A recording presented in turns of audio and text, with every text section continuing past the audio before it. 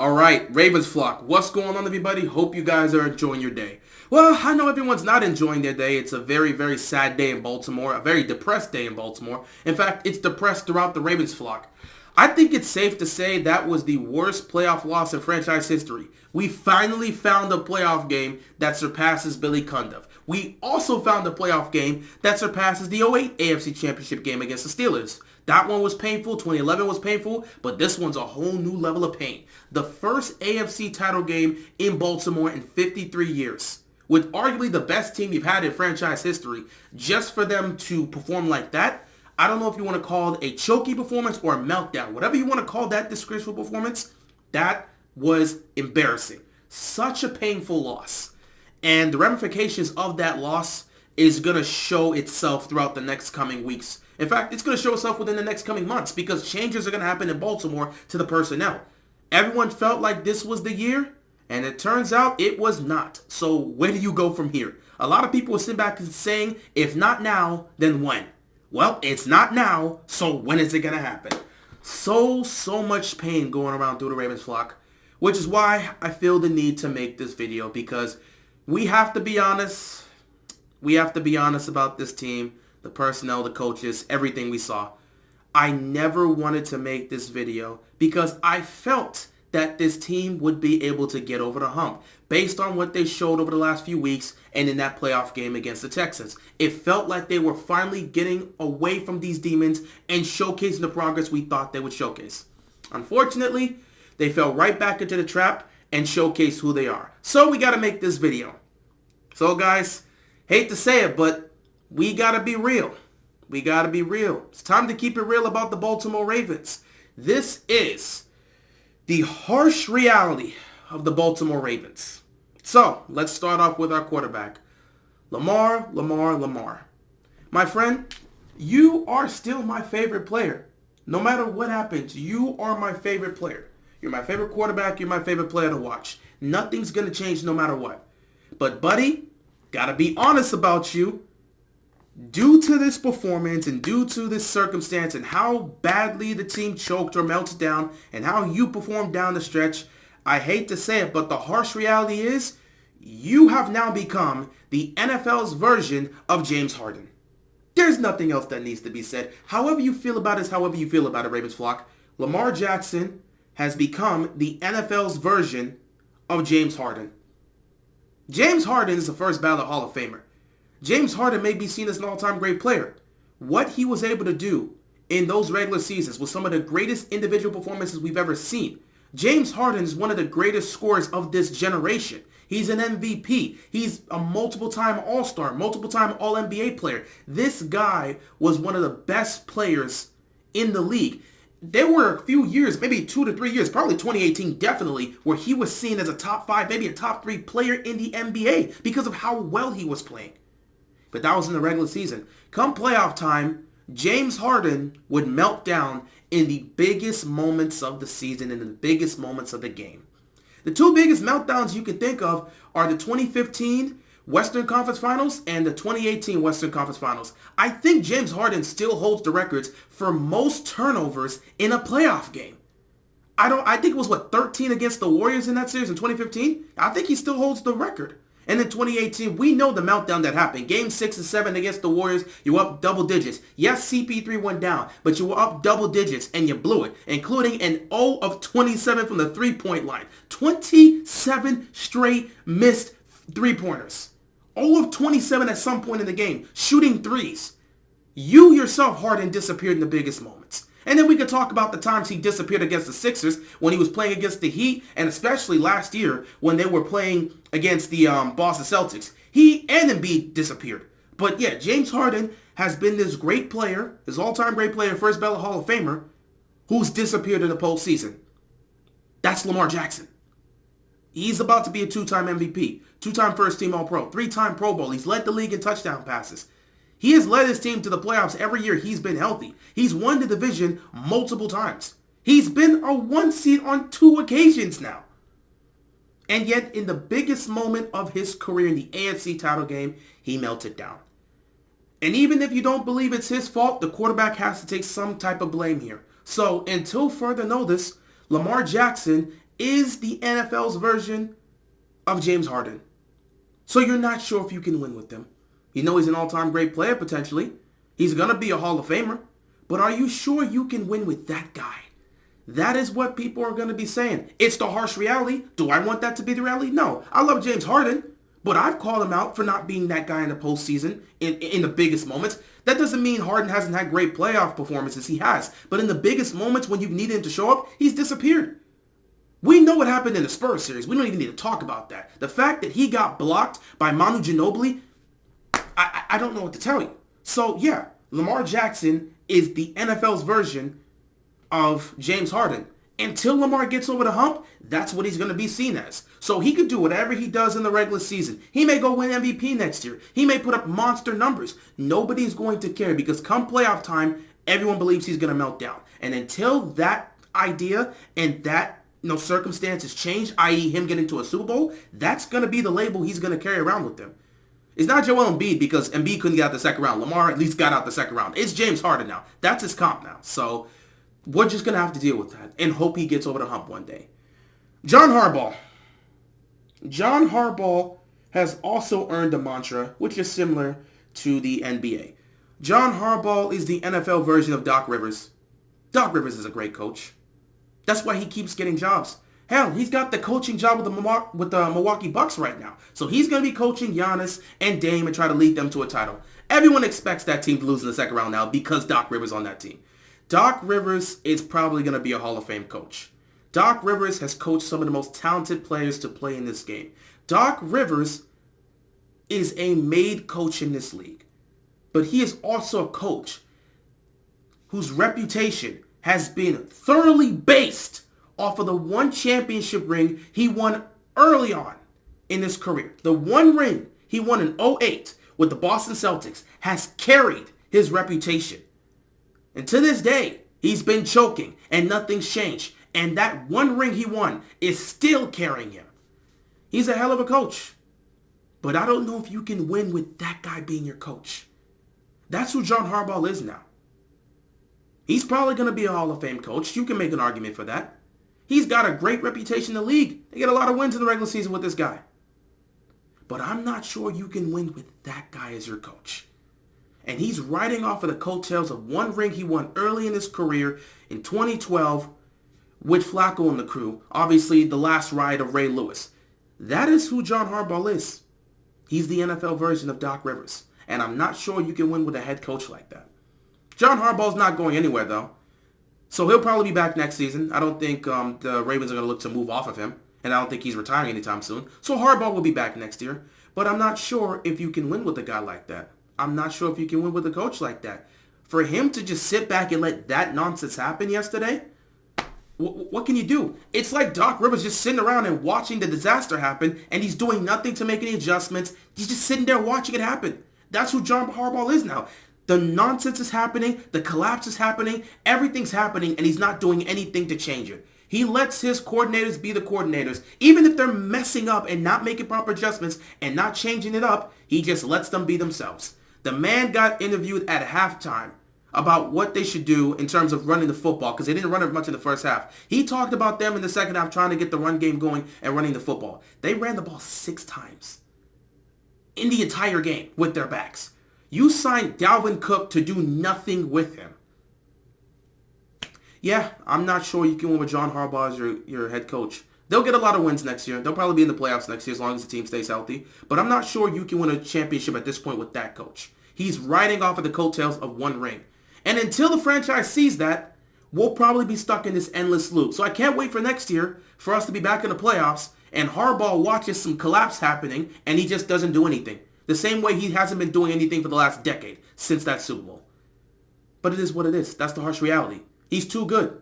Doc Rivers keeps getting head coaching jobs because he's so good. So John Harbaugh is too good of a coach to get rid of. And that the second he gets taken away from this Ravens, the second they let him go, he'll get a coaching job somewhere else. So yeah, John Harbaugh is the NFL version of Doc Rivers, which means Ravens flock, we're probably not winning a Super Bowl with this guy. I'm just saying. We may end up wasting Lamar Jackson's prime with John Harbaugh being here, and we probably won't account for a ring. I hope they prove me wrong, but this is the harsh reality. We've been seeing it for years. Next up, harsh reality, Todd Monken. Listen, it's your first year. I'm not going to ask for your job to be taken away. It's your first year. You had a great season, just like Greg Roman did. But I'm not going to call for your job. There's no reason to do so.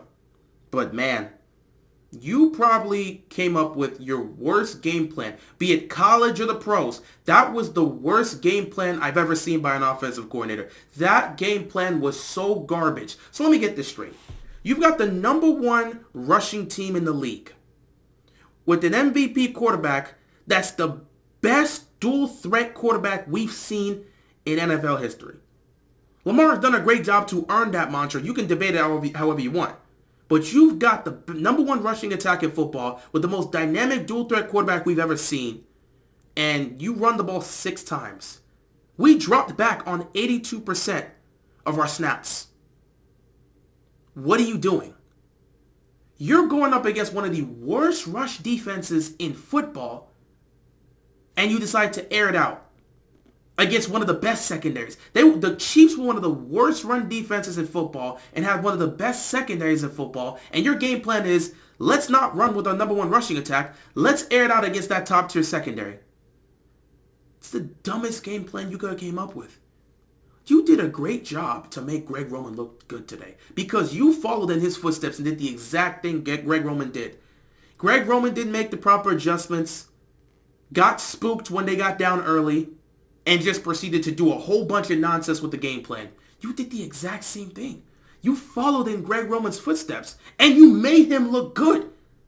The Ravens, a franchise known for 2 things, defense and their running game. You decide to get away from one of those central points of the franchise and just air the ball out? We never air the ball out. Not even when Flacco was here. Flacco is a statue quarterback, and we were never airing the ball out with him. You went away from what was working. The one advantage you had against the Chiefs defense, you went away from that to work towards the strength of the Chiefs defense? Yeah, that's the dumbest game plan you could have came up with. Honestly, that is a fireable offense because I don't know if I could trust you moving forward if you're going to do something so idiotic. That is a fireable offense. But again, I'm not going to call for your job, and I don't believe you should be fired. But that type of thing gets other guys fired. We've seen coaches and coordinators have 1 year with a team and immediately gone. That's the type of situation that can get a coach fired. I'm not even kidding with that. So the harsh reality is you followed in Greg Roman's footsteps and made him look good today. Congratulations, Todd Monken. Next up, and this one really hurts, Mike Macdonald. There isn't anything negative to say about you, man. You held Mahomes and that offense to 17 points. 0 points in the second half. Your defense was the reason we were in the game, which is why it hurts to say this. The harsh reality about Mike Macdonald is he's too damn good to be a defensive coordinator. If he's not the head coach of the Baltimore Ravens next season, he's not going to be on the team because he's going to be a head coach somewhere else. This guy is way too good to be a defensive coordinator. In 2 years, he has showcased he's good enough to be a head coach somewhere else. Look at how he transformed our defense. He's too damn good to just be a defensive coordinator. If Mike Macdonald really wants to be a head coach right now, he has the freedom to leave. They're already interviewing. They've been interviewing him throughout the playoffs. The harsh reality is I don't think he's going to be on this team next year because he's going to be the head coach of another football team. He's too damn good to be a defensive coordinator. So unless he's going to be the head coach of the Baltimore Ravens next season, or somehow Steve Bisciotti decides to give him some sort of underground handshake deal where it's like, you're going to be the next head coach of this team, John's going to be out soon. Unless something like that comes up, there's no way I see Mike Macdonald being here next year. Harsh reality, he's too good to be a defensive coordinator. He can go be a head coach somewhere else right now if he really wants to. He's that damn good. And that really hurts to say. But that's the truth of the matter. Next up, the harsh reality of the Ravens defense. We just wasted an all-time great defense. A triple crown defense. The type of defense that can win you a Super Bowl. We haven't had a defense that good since the early 2000s. We won a Super Bowl with a worse defense than this. The harsh reality of the Ravens defense is that about 30, maybe 35% of that defense will not be returning next year. I don't know what's going to happen with Clowney. I don't know what's going to happen with Kyle Van Noy. I don't. They have to sign Madubuike, and they're gonna do so, which means Patrick Queen is the odd man out. And I think he was doing his press conference today because everyone's gonna do exit interviews, and I wasn't watching it. I didn't watch any sports related thing today, but I think I saw a tweet in regards to Patrick Queen, and he was talking about him wanting to stay in Baltimore, but he has to do what's best for him and his family. That tells me he's not gonna be here next year. He's not. They don't have the money to afford him. I don't know if Geno Stone's going to be here next year either. There's a lot of pieces that's going to be moving on this defense. A lot of guys that's going to be free agents. And I don't know if we have the money to retain all these guys. So that defense, that all-time great defense, that Triple Crown defense, that defense is not going to be back next year. So you're going to have a worse defense next year. This defense is going to take a step back. Harsh reality about the defense, we wasted their efforts. And they're never going to be the same. And we have to live with that. Harsh reality about the offense. Odell's not coming back. We know they're not going to re-sign Odell unless he takes a huge team-friendly deal, which again I don't see that happening. But Odell's not coming back. Nelson Aguilar, I don't even know if he's on a 1 or a 2 year deal. I don't know if he's coming back either. Rashad Bateman, I don't know what's going to happen with him.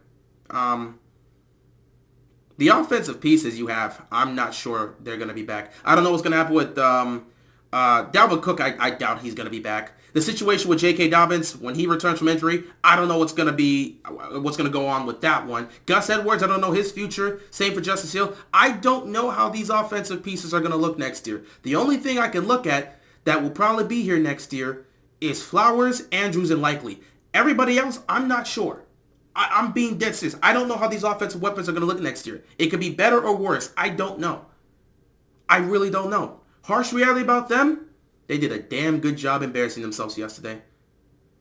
They did a damn good job embarrassing themselves yesterday. That's what I can say. Speaking of which, harsh reality about Zay Flowers. You had your rookie moment in the worst possible time. The taunting call on the big play to get you down into the 10-yard line, followed by the fumble at the 1-yard line that literally changed the outlook of the game. Those two mistakes, biggest mistakes of the game. He had his rookie moment at the worst possible time. And it's unfortunate to say this, but he's going to get the Hollywood Brown treatment by the fans. And I'm pretty sure it's been happening all damn day. I already saw it. When I was watching the game and doing my stream yesterday, I already saw people turning on this dude Zay Flowers and immediately coming after him. And people calling him out for how he was acting all season. They were okay with it when he was balling out. But you make mistakes like that in that moment, he's going to get the Hollywood Brown treatment. He is going to get the Hollywood Brown treatment. Doesn't mean the fan base is going to give up on him, but he is absolutely going to get the Hollywood Brown treatment. And it sucks to say. Harsh reality about him, at the worst possible moment to have his rookie moment happen. Just worst possible time. Worst possible time. I haven't seen a situation where somebody has a rookie moment that bad since Marcus Williams whiffed on that play against the Vikings. And funny enough, Marcus Williams on our team, so he knows what it's like to be a rookie and just make that type of mistake in that type of moment. Oh boy, oh boy, boy, oh boy, oh boy. Not to mention about the offense, just, another conversation aside, I don't know how this situation is going to go with Mark Andrews and Isaiah Likely. Is it possible for the two of them to be on the field together and it actually works out? I don't know. But they have a whole offseason to figure that situation out. So the offense is a mess right now. The defense, we don't even know what's going to happen heading into next year because a good chunk of them are not going to be back. Your defensive coordinator is probably not going to be back because he's going to get a head coaching job if he wants it. Your offensive coordinator basically followed in Greg Roman's footsteps in the biggest possible moment. Your head coach is the NFL's version of Doc Rivers, and your quarterback's the NFL version of James Harden. Ladies and gentlemen, boys and girls, children of all ages, the Ravens are in a very, very, very tough situation, and I'm not sure how this team's going to look like moving forward. We feel like if we add a couple pieces, we'll be back next year. But are you sure that's the case? Final assessment, the harsh reality of the Baltimore Ravens as a whole. Y'all don't want to say it? I'll say it. The harshest reality of the Baltimore Ravens is they're in the exact same situation of the Buffalo Bills. They are in the exact same situation as the Buffalo Bills because the Buffalo Bills are another team with a great quarterback that hasn't been able to get over the hump, with a great head coach that you're not fully sure you can win with a defense that's probably not going to be the same. Go ahead and get to next year, and offensive pieces that you're not sure are going to be here next year. We are in the exact same situation because we don't exactly know what the Bills are going to do. How can they get Josh Allen over the hump? Can Josh Allen get over the hump? That's the question. His offensive weapons. Is Diggs going to be on the team next year? I don't know. What's going to happen with Davis? I'm not sure. You don't know what offensive pieces Josh Allen's going to deal with next year. Defensively, a lot of those guys that suffered injuries, that's coming back, they're on the older side. We don't know what's going to happen with their contracts. We don't even know how they're going to look next year. Von Miller, that whole situation looks like it was a waste of time. Just their defense is not going to look the same. And then you look at the head coach, Sean McDermott, people think he should be gone. They don't think this is the guy that's going to get them over the hump. So we're literally in the exact same situation as the Buffalo Bills. We're sitting at the exact same seat as them. We have no room to talk. We got to an AFC title game, so did the Buffalo Bills. And just like the Bills, we choked in the conference championship. Because when the Bills got there in 2020, people thought they could pull off the upset. People thought maybe they could be the favorites. Because Josh Allen had a monster year. The defense was playing at a high level. And it looked like it was their time and they were ready. They weren't ready. They got embarrassed. They got embarrassed in the conference championship. And that's why that meme of Stephon Diggs watching them celebrate, it's still utilized to this day. And since that moment, the Buffalo Bills have yet to get out of the divisional round. We are in the exact same situation as the Buffalo Bills. That's the harsh reality. The Bills have a lot of questions going into the offseason. We've got a lot of questions. Of course, we can add more weapons to the offense. We can beef up the offensive line. We could probably add some defensive pieces and try to retain some of those guys. But are you sure that's going to be enough to get you over the hump? Are you sure John Harbaugh is the coach that's going to take you to the promised land? Do you believe Lamar Jackson will get over the hump? These are the questions Raymond Flock's asking. Just like Buffalo Bills fans are asking, do we believe Josh Allen can he get over the hump? Do we believe he can get over the hump? Do we believe Sean McDermott is the head coach that can take us to a Super Bowl? What are we going to do to improve this defense? What weapons can we surround Josh Allen with? The same questions we're asking ourselves are the same questions the Bills fans have been asking themselves over the last week and a half. So, yeah, that's the situation. The harsh reality of the Baltimore Ravens, we're in the exact same position as the Buffalo Bills. We're in the same slot, the same seat. And honestly, heading into next year, I don't know what's going to happen. We know they're going to be a damn good team as long as they stay healthy. We know Lamar could have a great year, and depending on how great of a year it is, he might end up getting his third MVP. But is it going to matter come playoff time? A lot of questions, guys. A lot of questions. Should be interesting to see how the offseason is going to go, and we'll move from there. Last piece of words for you guys that are still grieving. Try not to let this loss affect you too much. I always try to say we don't want losses to affect us to where it starts to leak into our personal lives. Please, please, please, guys, take care of your mental health. Do not let a game overwhelm you and depress you to the point where you can't function in society. You can't go do your job or go to school or just be able to interact with people. Please, please do not let a game affect your emotions and your mindset and just your overall mentality because of that. Do not let a game affect you like that. Please, please, please. That's just my last piece of advice. Because I know a lot of people are going through it, and I just hope all of Ravens flock, even though it's a tough loss, please do not let this affect you in your personal life. Please, please, please. With that being said, that's pretty much all I have to say. That was the harsh reality of the Baltimore Ravens. We have a lot of work to do if we want to get back in the situation we were just in. And honestly, I'm not even sure I want us to get the 1 seed next year. I would prefer it to be a road team. It's clear as day. We just aren't a good team at home. In the playoffs, we don't want to be at home because we just can't seem to handle that level of responsibility. Let's just see if we can be a road team. Maybe we get to the Super Bowl on the road. I don't know, because we've won 2 rings by going on the road. We've never won a ring or gotten to the Super Bowl by being the home team. So let's see how that goes. Next year should be interesting, I guess. With that being said, guys, I appreciate you tuning in, listening in. Ravens flock, stay strong. Stay strong. That's all I can tell you guys. That's all I got. Stay safe, guys, and I will see you later. Peace out.